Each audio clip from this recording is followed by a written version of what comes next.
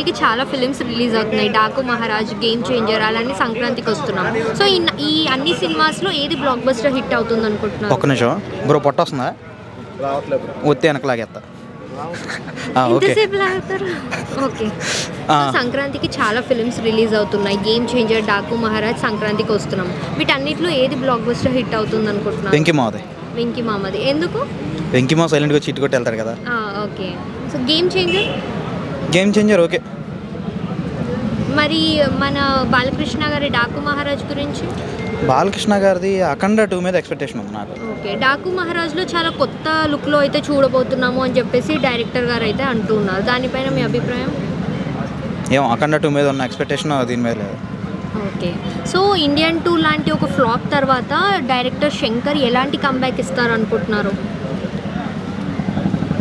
నాకు తెలిసి మళ్ళీ యావరేజే పడద్దాం అనుకుంటున్నాను. ఓకే. యావరేజ్ అని యావరేజ్ అయితే చాలా మంచి హైప్ని క్రియేట్ చేస్తుంది గేమ్ చేంజర్ సినిమా అని అందరూ అంటున్నారు. హైప్ క్రియేట్ అవుతుంది అంతే. సో సినిమా మొత్తం రిలీజ్ అయితేనే కానీ చెప్పలేము. సో మరి అందులోనూ సంక్రాంతి పోటీకి ఇంకా అసలు కొట్టలేము.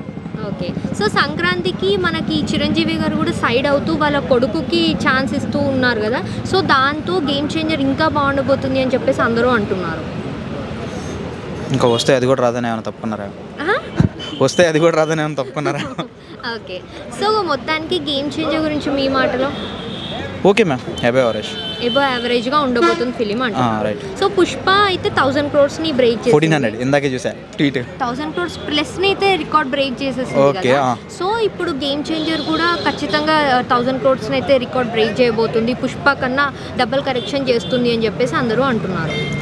శంకర్ డైరెక్షన్ అనేది అసిస్టెంట్ డైరెక్షన్ మీద డిపెండ్ అయి ఉంటుందని నా డౌట్. అసిస్టెంట్ డైరెక్టర్ మీద సుకుమార్ దగ్గర పనిచేసే అసిస్టెంట్ డైరెక్టర్లు అందరూ సుకుమార్కి మించిన తెలియజేయట్లేవు, అంతే కదా.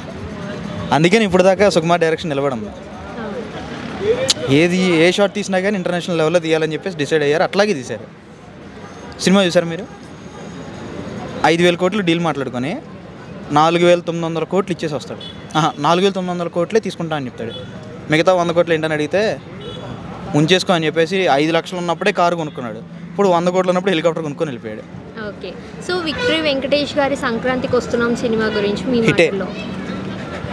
మాట్లాడే పని లేదు, హిట్టే అది. ఓకే. Thank you.